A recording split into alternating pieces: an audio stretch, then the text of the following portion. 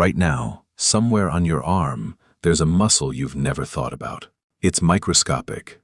It's attached to a single hair follicle. And it's connected to a survival system that's older than humanity itself. You've felt it activate 1,000 times. A sudden chill, a scary movie, a song that gives you chills for no reason. Tiny bumps rise on your skin. Your hairs stand on end. You call it goosebumps.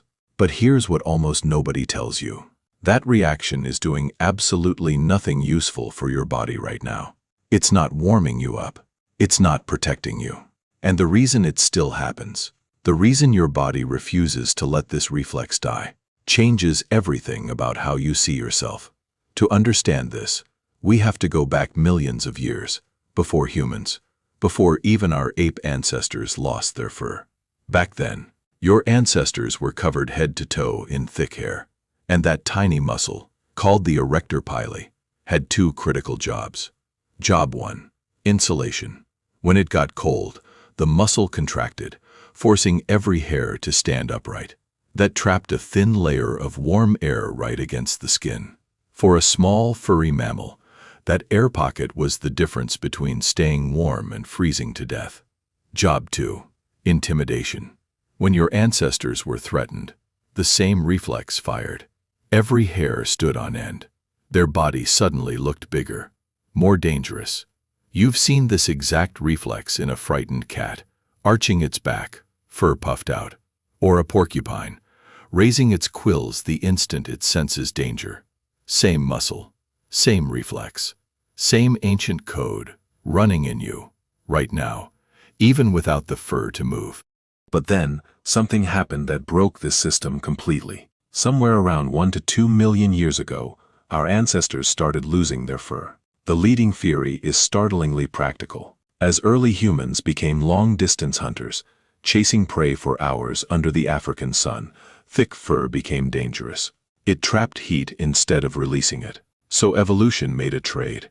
Less fur, more sweat glands, better heat control, the same endurance hunting adaptation that let your ancestors outlast prey animals across the savanna. It was a brilliant adaptation for survival, but it left something behind. The erector pili muscles never got the memo. They're still there, in your skin, right now, still wired to the same nervous system, still ready to fire. The only thing missing is the fur they were built to move. This isn't a new observation. In 1872, Charles Darwin himself wrote about this exact reflex in humans. He saw it as evidence of something profound, that we share a direct evolutionary line with every furry mammal on Earth. When your skin prickles in the cold today, you are running the exact same software your ancestors used to survive winters 500,000 years ago. The hardware just isn't there anymore. Your sparse arm hairs standing at attention trap essentially no meaningful warmth, and nobody looking at you is going to mistake you for a bigger, scarier animal. Biologists have a specific term for a trait like this: vestigial, an evolutionary leftover, like your appendix or your wisdom teeth, a tool your body still builds for a job that no longer exists. For a long time, that's where the story ended. A useless leftover, a biological fossil. But researchers kept noticing something that didn't fit. Goosebumps weren't only showing up with cold or fear, they were showing up during music. So a team from Harvard and Wesleyan decided to actually study this. They selected 10 people who said they reliably got chills from music, and 10 people who said they never had. Using brain imaging, they scanned everyone's neural pathways while playing the exact same chill-inducing songs.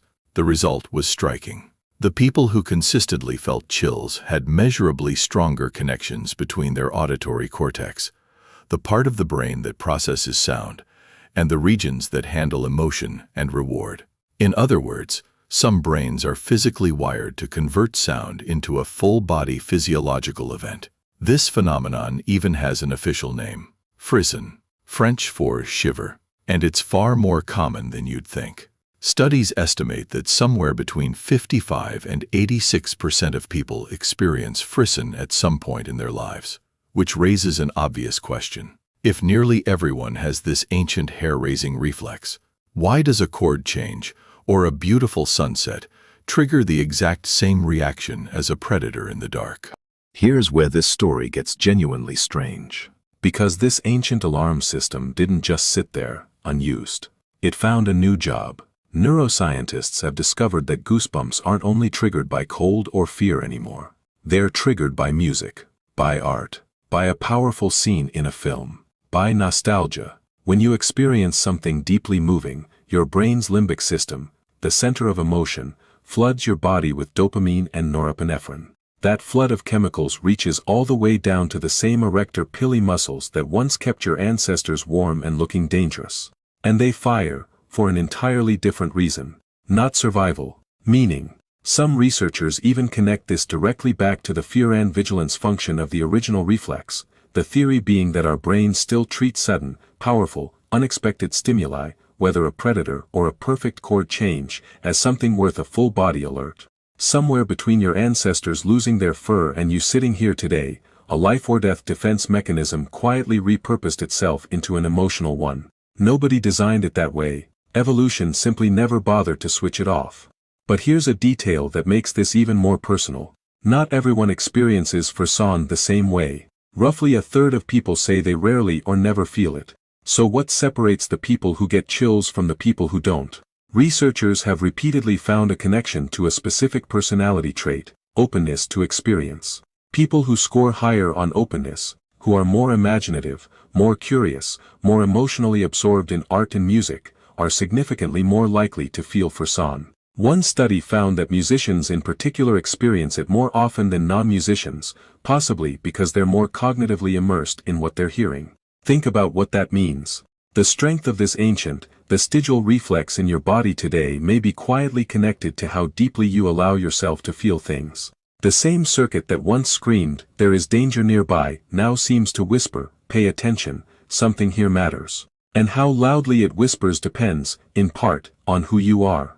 So the next time your skin prickles during a song, or a movie, or a moment that genuinely moves you, you're not imagining a connection to something deeper. You're feeling one, quite literally.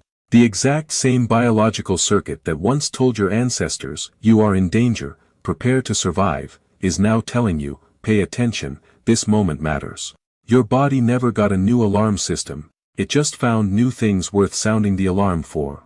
Here's what I want you to take from this. You are walking around with a piece of ancient machinery in your skin right now, built for a body you no longer have, wired for dangers you'll likely never face.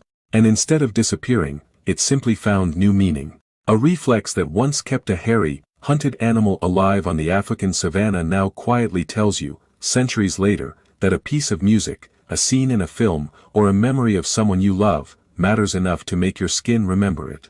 That's not a flaw in evolution. That might be one of the most human things about you. Subscribe to Human Roots. Comment below, what's the last thing that actually gave you chills? See you next time.